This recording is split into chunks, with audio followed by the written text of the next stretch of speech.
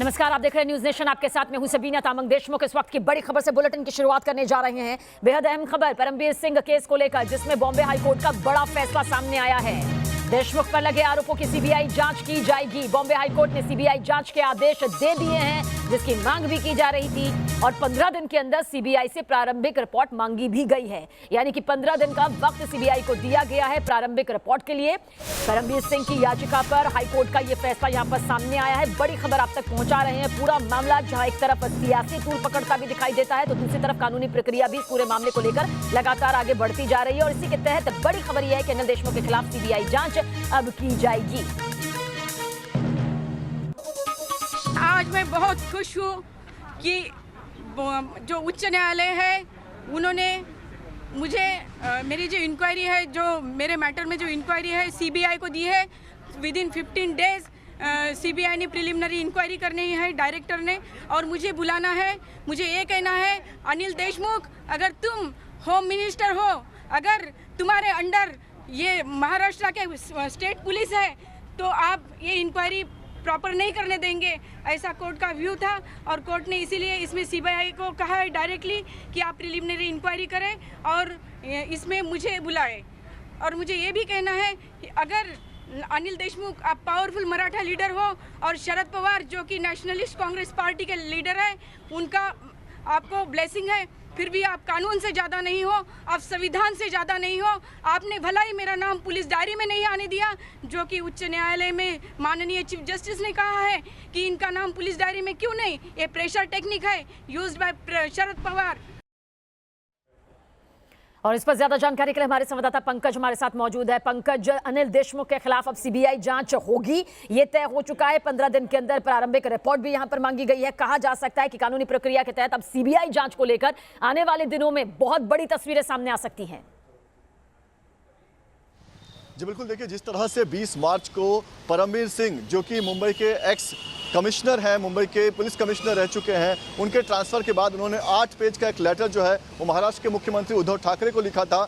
और इस लेटर ने पूरे देश को चौंका दिया था, जिसमें पहली बार एक पुलिस कमिश्नर जो है वो अपने गृह मंत्री पर आरोप लगा रहा है कि गृह मंत्री ने एक एपीआई दर्जे के अफसर को 100 करोड़ की उगाही करने का टारगेट दिया था। और इस लेटर के सामने आने के बाद महाराष्ट्र सरकार पर बड़े बड़े आरोप लगे और ये कहा जा रहा था कि इस मामले की जांच जो है वो सीबीआई से करवानी चाहिए। हालांकि सरकार जो है सरकार की तरफ से अनिल देशमुख को क्लीन चिट दे दी गई थी। कहा गया था कि अनिल देशमुख जो है वो ये जो आरोप है उन पर लगा हुआ वो गलत है। लेकिन अब बॉम्बे हाईकोर्ट का जिस तरह का ऑर्डर आया है और 15 दिनों में प्राथमिक जांच की रिपोर्ट जो है वो सीबीआई को सौंपना होगा, ये अपने आप में एक बड़ा फैसला है। और कहीं ना कहीं यही कहा जा रहा था कि अगर अनिल देशमुख खुद गृह मंत्री रहेंगे तो उनके नेतृत्व में या फिर उनके नीचे पुलिस जो है वो एक फेयर जांच कैसे कर सकेगी।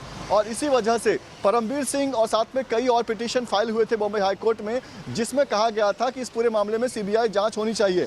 आपको बता दें कि बुधवार को ही इस पूरे मामले की सुनवाई हुई थी और कोर्ट ने अपना फैसला जो है वो रिजर्व रख लिया था। और आज जिस तरह से कोर्ट ने ये फैसला दिया है, अपने आप में एक बहुत बड़ा फैसला माना जा रहा है। और 15 दिनों में अब सीबीआई को इस पूरे मामले में 15 दिन में सीबीआई को अपनी प्रारंभिक रिपोर्ट भी यहाँ पर सौंपनी है। इस बीच पंकज, आपसे ये भी समझना चाहेंगे, क्योंकि कुछ मामले ऐसे होते हैं जिनसे सियासत और कानूनी प्रक्रिया दोनों जुड़ी होती है। इनमें से एक हाई प्रोफाइल केस ये भी है, इसमें कोई दो राय नहीं है।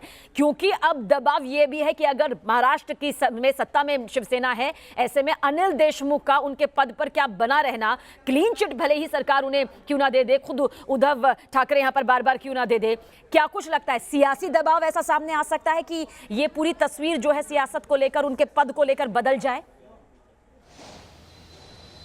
जी बिल्कुल, देखिए सियासी दबाव पहले से है, शुरू से है। जैसे ही अनिल देशमुख पर यह आरोप लगा, उसके बाद से ही विपक्ष ने ये आवाज़ उठानी शुरू हो गई कि अगर अनिल देशमुख पर यह आरोप लगा है तो सबसे पहले उन्हें अपने पद से रिजाइन करना चाहिए, तो ही इस मामले की फेयर जांच हो सकती है। लेकिन आपको याद होगा कि शरद पवार ने एक प्रेस कॉन्फ्रेंस किया था, महाराष्ट्र के मुख्यमंत्री उद्धव ठाकरे ने भी इस पर जो है वो कहा था कि अनिल देशमुख पर जो आरोप लगा है वो कहीं ना कहीं बदले के तहत लिया जा रहा है, क्योंकि अनिल देशमुख ने परमबीर सिंह और ट्रांसफर के बाद ही आरोप क्यों लगे। तो कहीं ना कहीं ये कहा जा रहा था कि ये जो पूरा आरोप है ये एक साजिश के तहत अनिल देशमुख पर लगाया जा रहा है। लेकिन अब क्योंकि सीबीआई जांच के ऑर्डर बॉम्बे हाईकोर्ट ने दे दिए हैं, तो अब कहीं ना कहीं ये दबाव अनिल देशमुख पर होगा कि उन्हें रिजाइन करना चाहिए ताकि इस पूरे मामले में एक फेयर जांच हो और महाराष्ट्र बिल्कुल सरकार पंकज, पर देखिए कोई 15 लांछन न दिन में लगे। जी। सीबीआई को अपनी रिपोर्ट भी सौंपनी है और इस 15 दिन में जो सीबीआई अपनी रिपोर्ट तय करेगी उसका ब्लूप्रिंट कैसा हो सकता है, उसमें कौन से वो खुलासे हो सकते हैं जिन पर ज्यादा दायरा जो है उसमें बढ़ता हुआ नजर आएगा और वो मामले यहाँ पर सामने आ सकते हैं। इसके बारे में अभी आपसे अपडेट लेंगे, लेकिन इस पूरे मामले को लेकर वकील नीलेश ओझा का क्या कुछ कहना है ये आप सुनिए। सीबीआई ये आरोपों पे अपना प्रिलिमिनरी इंक्वायरी करे, 15 दिन में अपना कंक्लूजन निकाले और कंक्लूजन के बेस पे CBI director will take a decision whether FIR should be registered और नॉट। ये सम एंड सब्सटेंस है। बाकी जो डिटेल बातें अभी ऑर्डर जब अपलोड होगी तो मैं आपको दे पाऊंगा। सर, मेंटेनेबिलिटी को लेकर के सवाल खड़ा किया गया था कि पिटीशन मेंटेनेबल नहीं है, परमवीर सिंह की भी, आपकी भी, जयश्री पाटिल की भी। मेंटेनेबिलिटी के इशू पे अलग अलग पिटीशंस को डील किया, हाईकोर्ट ने क्या कहा है? देखिए उस पर पूरा जजमेंट मुझे नहीं मिला है, लेकिन प्राइमा फेसी जब मेंटेनेबिलिटी पे अगर कोर्ट को ऑब्जेक्शन होता तो कोर्ट ये ऑर्डर ही नहीं करता। मेंटेनेबिलिटी का बड़ा इशू नहीं था, कोर्ट ने ऑलरेडी हमारी प्रेयर ये पार्टली अलाउड कर दिया है। दिन के अंदर अब सीबीआई जो अपनी प्रारंभिक रिपोर्ट सौंपेगी उसकी रूपरेखा क्या होगी, क्या कुछ उससे अब आगे की कानूनी प्रक्रिया तय होती है, वो कानूनी तौर पर भी काफी ज्यादा अहम हो जाता है और सियासी लहजे से तो बेहद खास हो जाता है। महाराष्ट्र की सियासत का अगर हम सबसे ज्यादा जिक्र करें, क्योंकि ये जो मुद्दा है पंकज वो सिर्फ महाराष्ट्र तक नहीं बल्कि हिंदुस्तान की सियासत में अब एक सबसे अहम मुद्दा हो गया और इस मुद्दे की वजह से सभी का ध्यान महाराष्ट्र की तरफ आ गया है। प्रारंभिक रिपोर्ट का जो जिक्र किया जा रहा है 15 दिन के अंदर, क्या आपको लगता है कौन से वो पॉइंट्स होंगे जो खास तौर से फोकस में रहेंगे? जी बिल्कुल, देखिए जिस तरह से परमवीर सिंह ने आरोप लगाए थे, ये सिर्फ आरोप नहीं थे। 8 पेज का एक लेटर था, एक पत्र था जिसमें कुछ सबूत दिए गए थे, कुछ समय दिया गया था और ये भी कहा गया था कि अगर अनिल देशमुख की तरफ से या फिर शरद पवार ने जिस तरह से बचाव किया था, उन्होंने कहा था कि अनिल देशमुख उस वक्त कोविड के कारण वो क्वारंटीन थे, वो किसी से मिल नहीं रहे थे, तो यहाँ तक कि कहा गया था कि आप सीसीटीवी फुटेज चेक कर सकते हैं। तो जितने कॉन्फिडेंस से जितना बड़ा ये दावा था परमवीर सिंह का, उसके बाद अब जब सीबीआई जांच होगी तो इन तमाम पहलुओं पर सीबीआई जो है वो जांच करेगी, सीसीटीवी फुटेज खंगाले जाएंगे कि क्या वाकई सचिन वाजे जो है वो अनिल देशमुख से उन्होंने मुलाकात की थी, जो समय परमवीर सिंह की तरफ से बताया जा रहा है, जो चैट सामने आए हैं उनमें कितनी सच्चाई है। और कहीं ना कहीं परमवीर सिंह से भी पूछताछ की जाएगी कि आखिर अगर वो उस वक्त मुंबई में पुलिस कमिश्नर थे तो उन्होंने फिर इस पूरे मामले में एफआईआर क्यों दर्ज नहीं किया, क्यों ट्रांसफर होने के बाद ही उन्होंने इस मामले को उजागर किया। और आपको बता दूं शबीना कि इस मामले में बॉम्बे हाईकोर्ट ने भी ये कहा था कि जब आप पद पर बैठे थे और आपको दिख रहा था कि करप्शन हो रहा है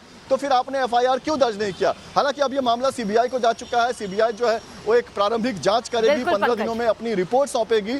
तो अब कहीं ना कहीं बिल्कुल कोई दो राय नहीं पंकज, जांच का दायरा यहाँ पर बढ़ चुका है और थे। सीबीआई को 15 दिन के अंदर अपनी ये रिपोर्ट भी यहाँ पर सौंपनी है।